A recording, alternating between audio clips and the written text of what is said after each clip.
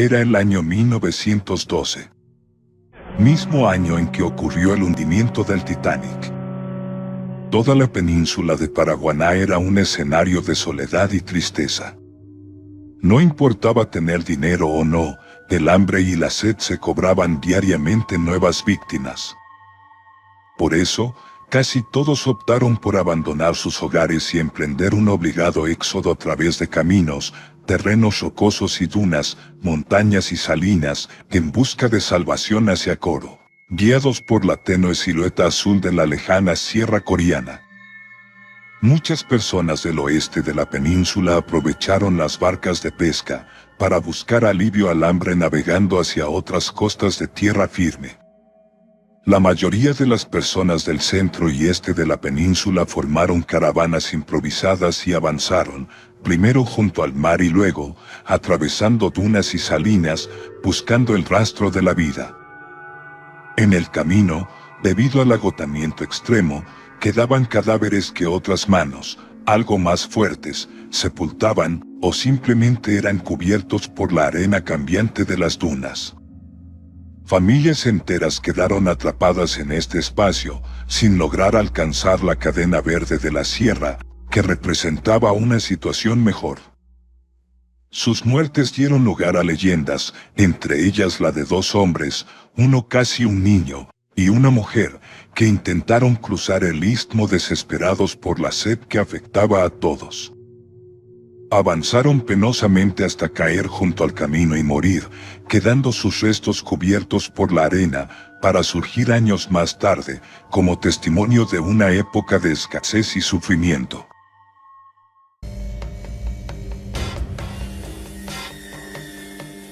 Hoy les presentamos la historia de las ánimas de Guasare.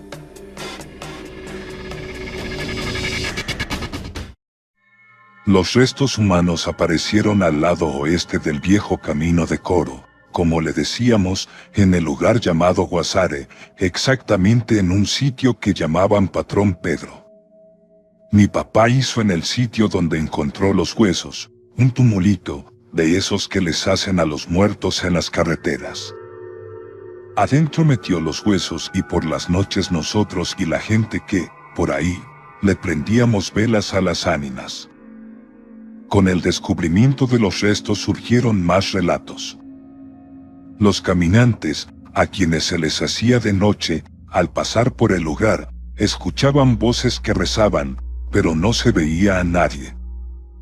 A veces, cuando se pasaba en la noche por ese lugar, uno veía luces que alumbraban en la carretera, pero al llegar al sitio lo que se encontraba era una capillita sin luces y con restos humanos. Entonces, uno lo que hacía era rezar y si podía, les prendía una vela.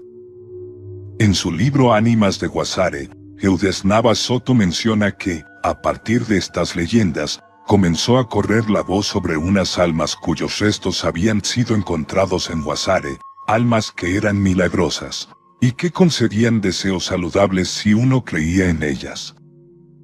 Y con estas afirmaciones, surgieron más relatos que corroboraban la bondad de las ánimas.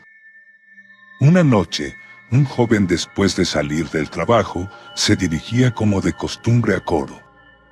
Ninguno de sus compañeros de trabajo quiso acompañarlo. Él cuenta que al llegar a la altura de Tacuato, su coche sufrió una avería que lo obligó a detenerse. Mientras estaba allí, sintió que unas personas entraron al coche y este volvió a encenderse y a moverse, aunque con dificultad.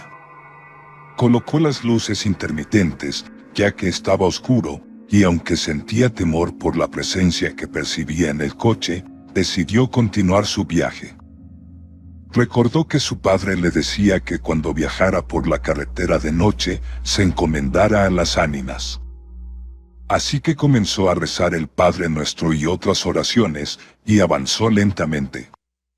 Cuando llegó al lugar donde ahora se encuentra la capilla de las ánimas de Guasare, detuvo brevemente el coche y sintió que ya no había nadie en él. Unos compañeros de trabajo que habían salido más tarde lo reconocieron al pasar y, al ver las luces intermitentes, redujeron la velocidad y lo esperaron. Al detenerse, sus amigos le preguntaron qué le había pasado y él les indicó que había sido una avería. Para su sorpresa, uno de los amigos le preguntó: ¿Y con quién venías? Con nadie, respondió. Pero en Guasare, frente a la capilla, cuando te detuviste, se bajaron unas personas, le señaló su amigo. Pero yo no traía a nadie, le replicó. Al día siguiente, llevó el coche al taller y el mecánico no le creyó que la avería se le presentara en Tacuato, ya que, según él, el coche debió detenerse por completo. Pero su sorpresa fue aún mayor cuando visitó a su padre, quien le comentó que había estado muy preocupado la noche anterior y que lo había encomendado a las ánimas de Guasare para que lo protegieran. Al preguntarle a qué hora aproximada había hecho esa petición, se dio cuenta de que coincidía más o menos con el momento en que pasaba por Tacuato. De estas historias surgió así toda una leyenda que explica la existencia de una creencia espiritual que no es ajena a otras regiones del continente ni a otras partes del planeta, la creencia en un mundo espiritual que trasciende la vida una vez finalizada la existencia terrenal. En contra de lo que se podría considerar una muerte natural debido a la vejez o enfermedad, es básico para la veneración de las almas o espíritus de las personas fallecidas de manera trágica, que de otro modo no habrían llegado a ese estado. La trágica muerte de un individuo implica que no pudo cumplir su plan de vida, lo que lo condena al vacío y lo hace vagar en un submundo que se encuentra entre el mundo de los vivos y el de los espíritus. Esta situación me permite interactuar entre ambos mundos y así hacer favores a los vivos. Esta creencia ha dado origen a una serie de rituales que, aunque son estrictamente controlados por la normativa católica y otras religiones, son manifestaciones genuinas de la población, tales como la construcción de capillas y pequeños monumentos que indican una muerte generalmente trágica, convirtiendo a la víctima en mártir y elevando el valor de su alma por encima de los demás mortales, convirtiéndola en un alma milagrosa. Cada región y pueblo de América está asociada con un alma milagrosa. En Falcón, Venezuela, se destaca la presencia de las ánimas de Guasare, ubicadas en el lugar que lleva el mismo nombre, en la vía que conecta la ciudad de Coro, capital de esa entidad federal, con la península de Paraguaná. Este lugar es venerado por seres anónimos que fallecieron en la soledad de un pequeño desierto, atormentados por la sed y el hambre, conscientes de la proximidad de la ciudad y de la serranía de San Luis, una cadena montañosa que ocupa la parte sur del estado. En aquel momento, desconocían las causas de estas sequías, pero en décadas recientes, los estudios ambientales han revelado la existencia de fenómenos meteorológicos cíclicos, como el fenómeno de El Niño, que tienen un fuerte impacto en el continente americano.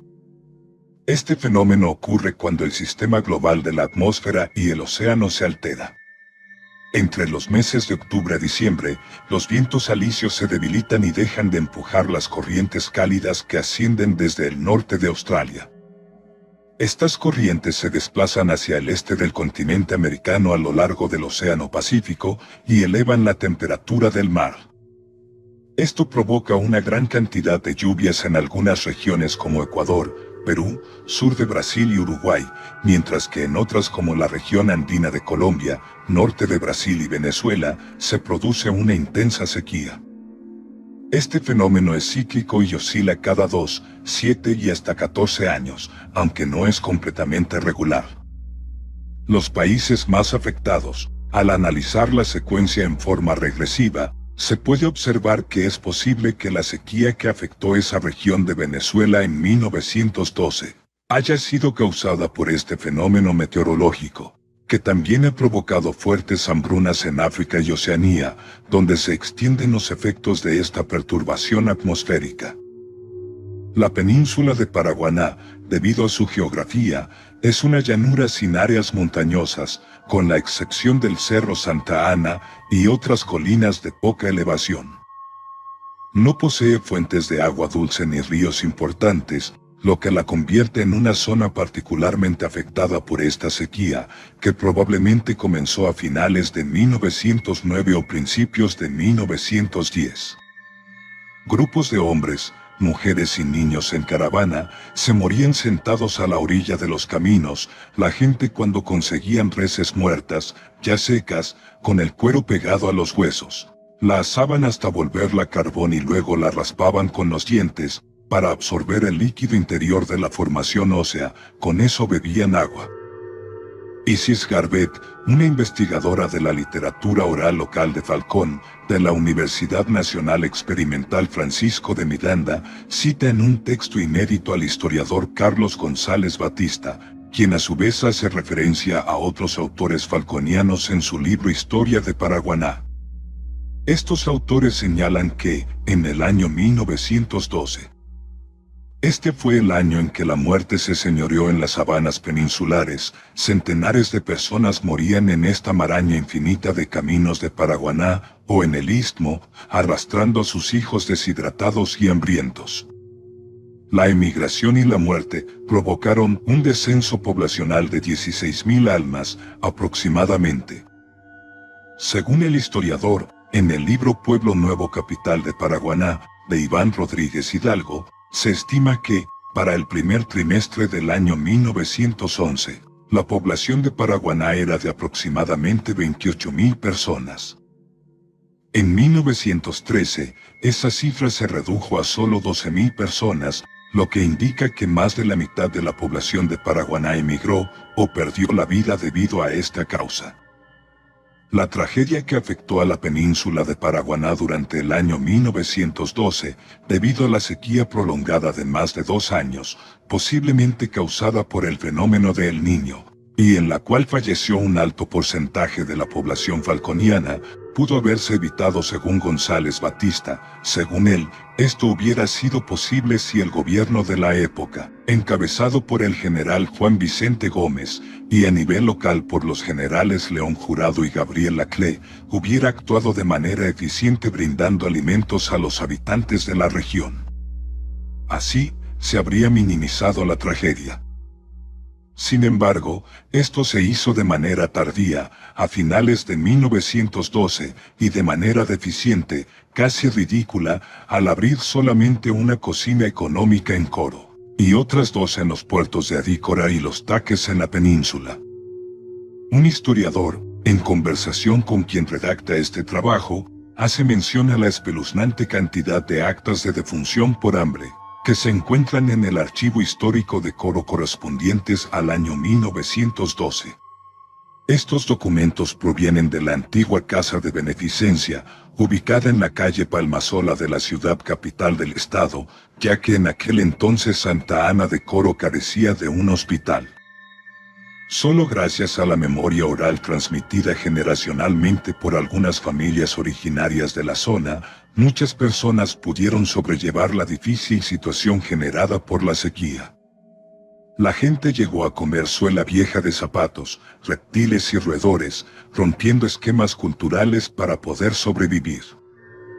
Las ánimas de Guasare representan un valor cultural arraigado en un suceso que dejó una profunda marca en el estado.